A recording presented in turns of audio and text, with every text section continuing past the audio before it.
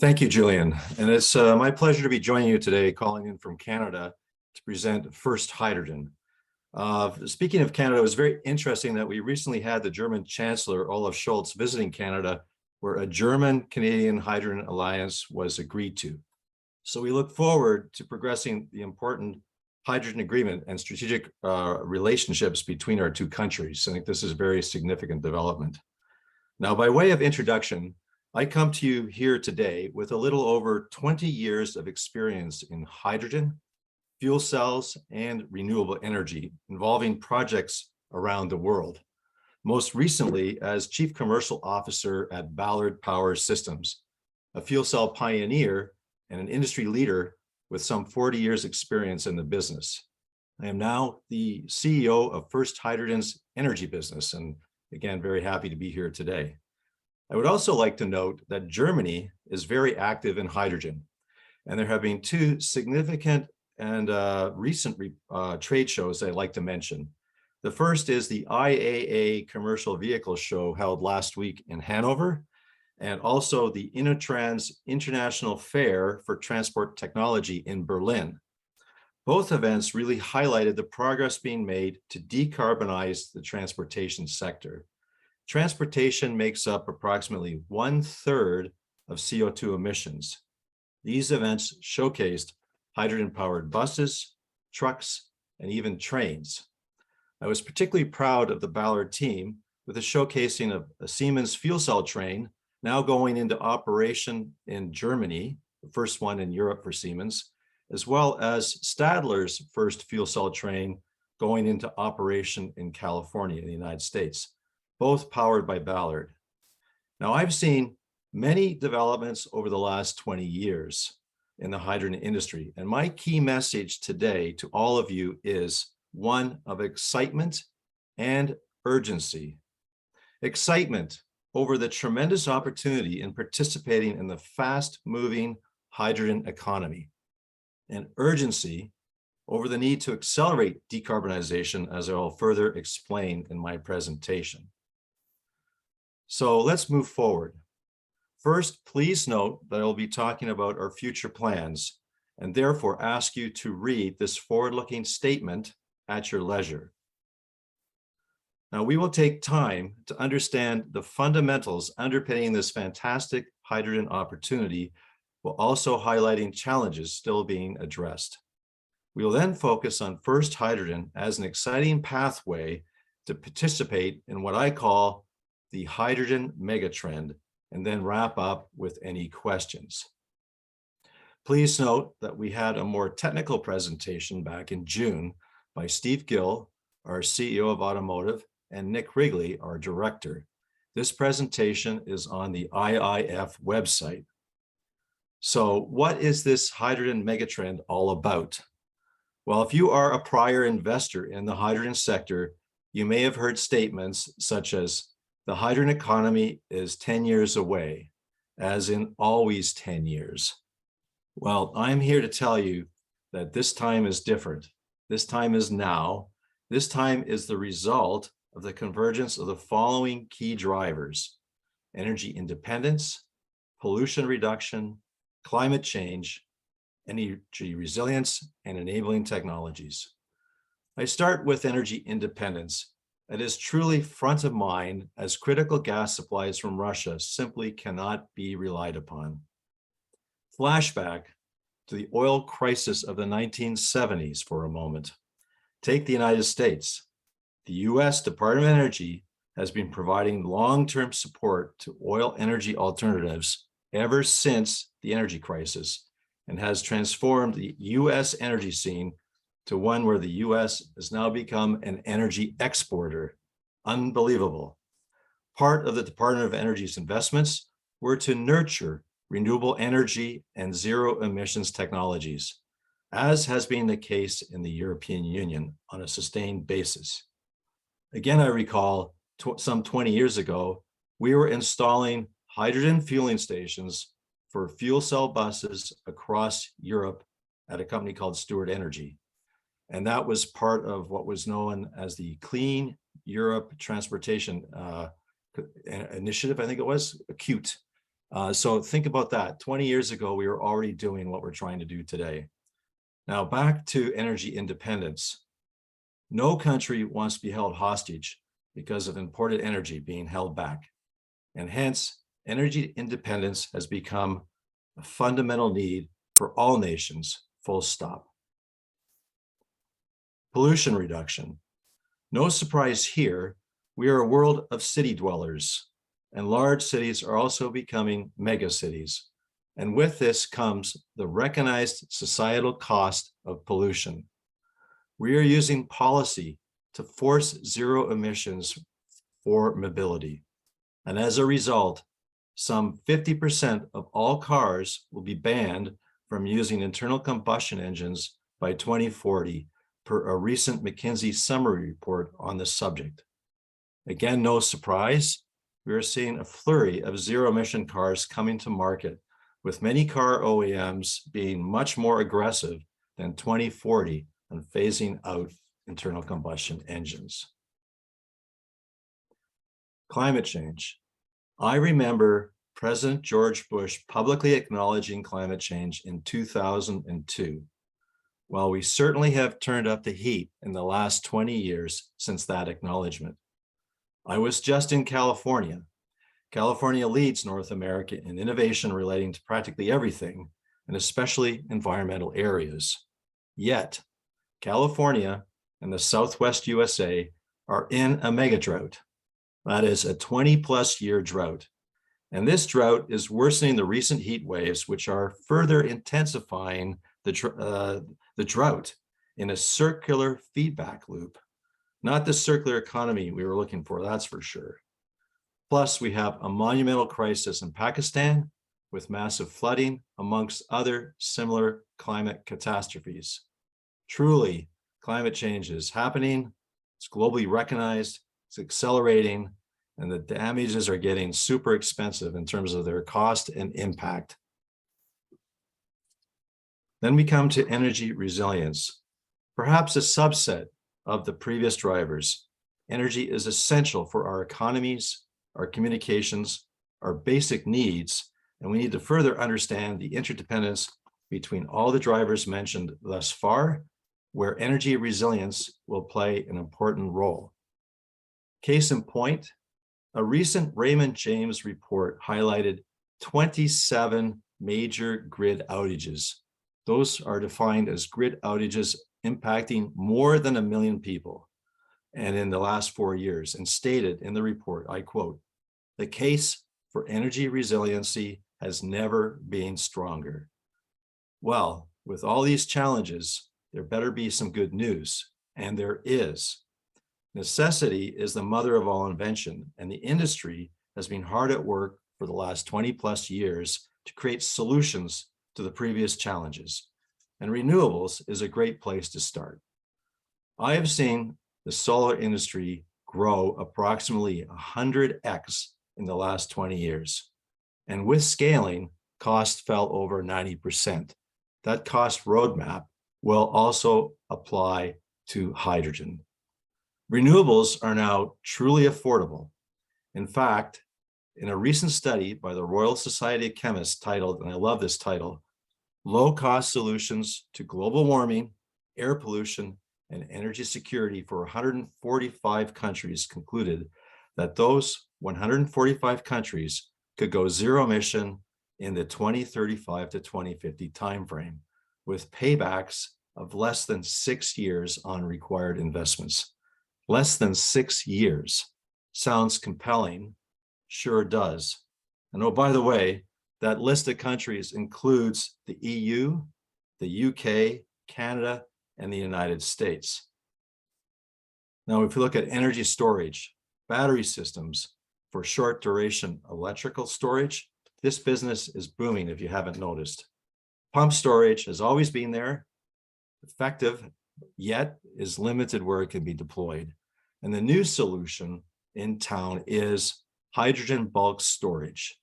And it's now underway with a pioneering project being announced in the Netherlands using similar storage techniques to natural gas in the form of underground caverns for bulk storage. And the pace of electrification of mobility is also quite astounding.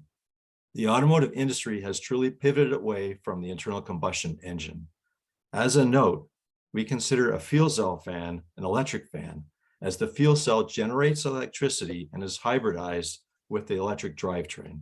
This is important as it allows us to leverage the complete EV supply chain for volume benefits for our vans.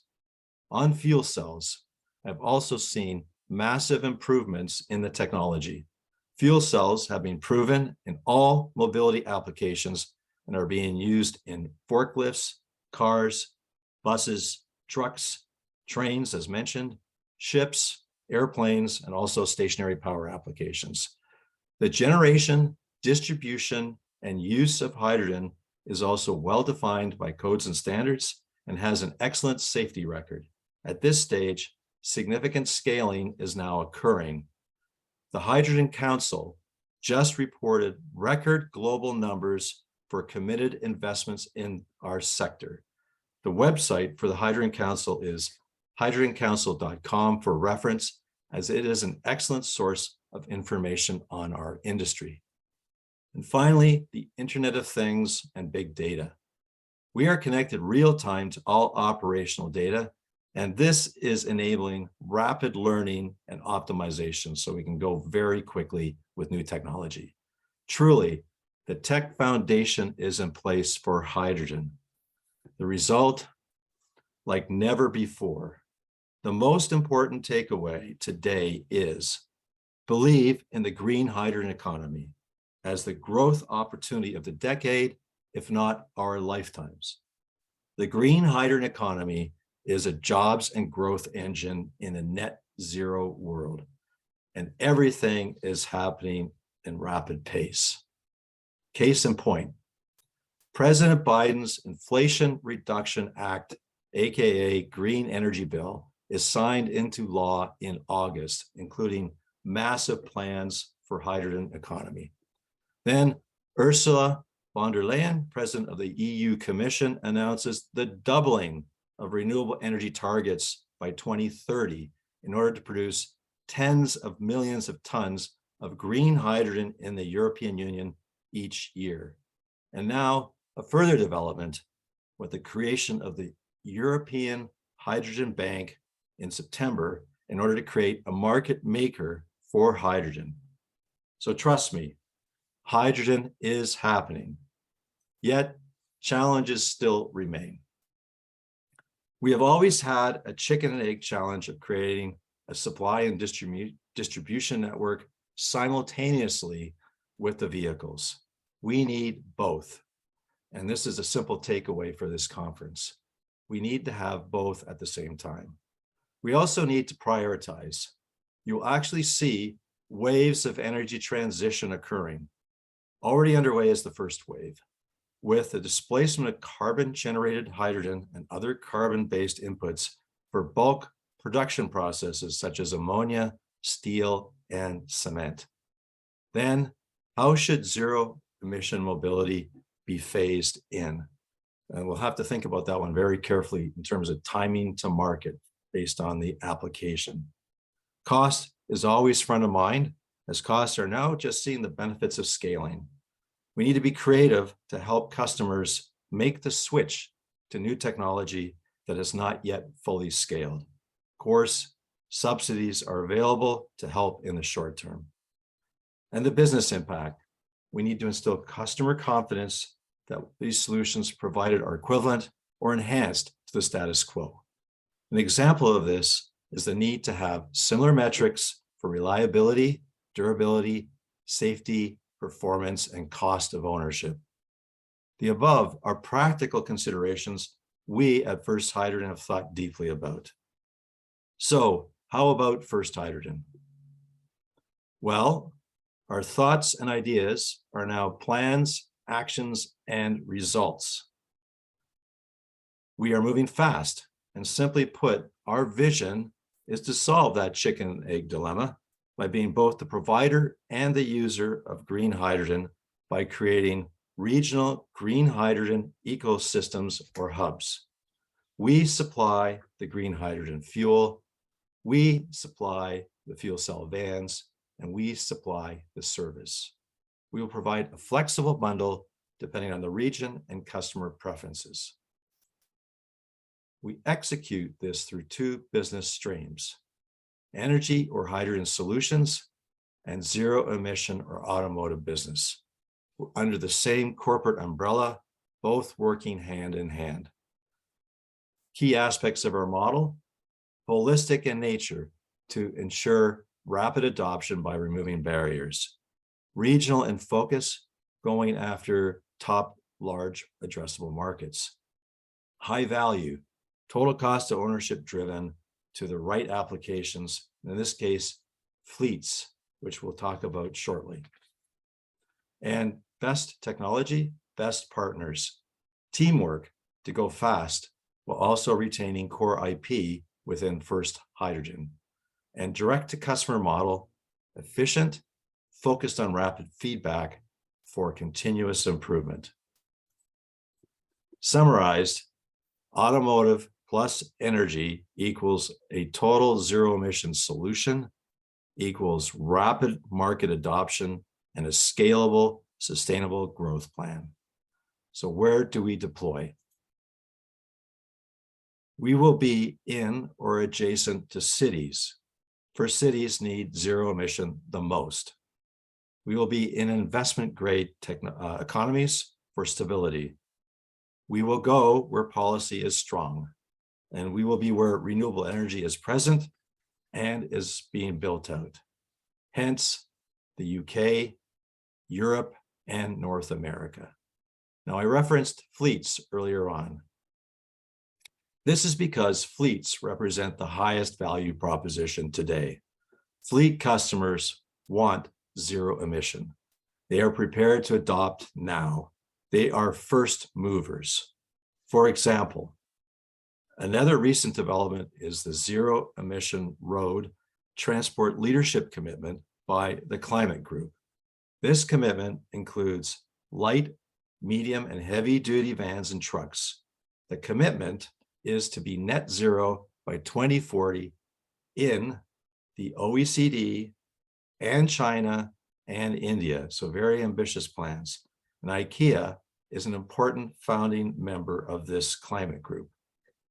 Now, I've profiled these leaders here with zero emission objectives, as this is representative and confirms that fleets are the first movers in decarbonization of mobility.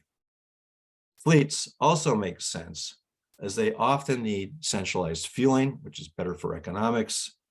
They are large, they are used in cities, which is our focus, and as stated, are motivated to act now. So now we need a zero emission vehicle, and here it is. Using superior technology to deliver best-in-class performance.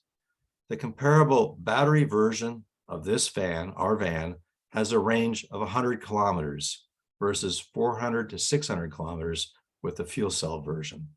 This highlights the key benefits of longer range, rapid refueling, and no compromise performance with our fuel cell van.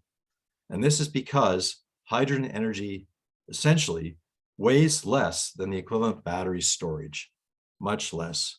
We can therefore put more kilowatt hours of energy on board and increase the range as a result. In this case, 5 times more range. We have developed version 1 in record time, and the van will have its first fueling in the next few days. It will go into real-world operations in Q1 2023 with over a dozen major fleet operators in the UK.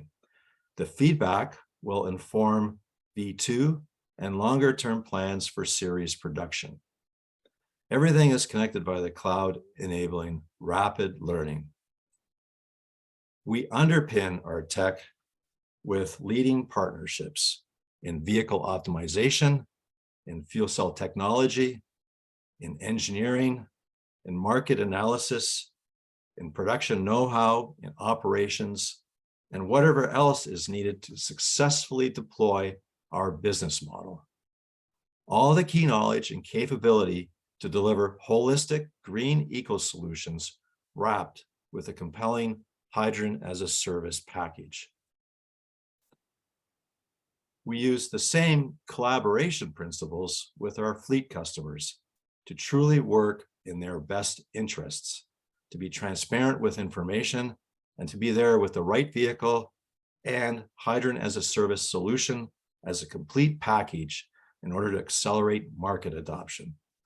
And we will address large markets, very large markets, with both our geographic and our vehicle focus. The addressable market that will only grow as internal combustion engines are retired. So let's summarize. We are engaged in green hydrogen supply and delivery combined with zero emission fuel cell vans. We are advancing in Europe, the UK, and North America.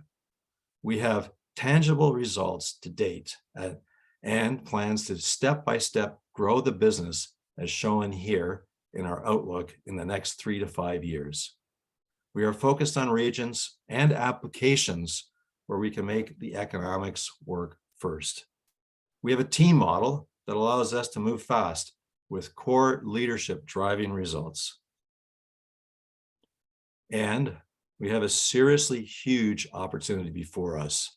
The hydrogen transition as part of the overall energy transition is in the billions and billions of dollars. So why invest?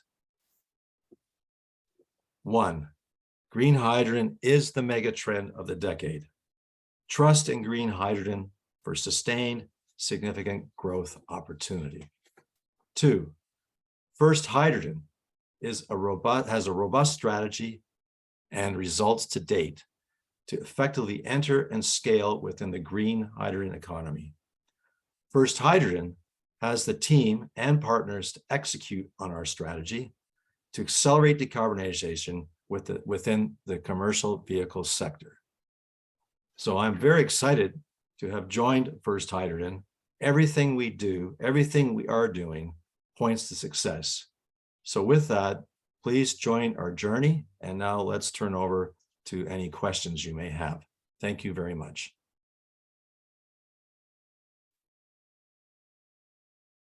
Rob, thank you very much for this very nice presentation. You gave us a very good update of the markets, of what you guys are going to be doing. It triggered a lot of questions.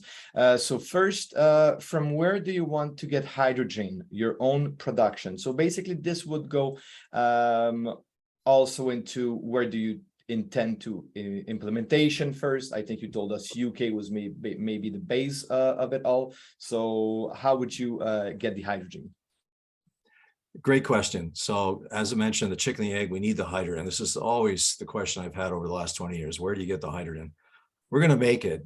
We have started in the UK in terms of we have some UK support for engineering work we've undertaken.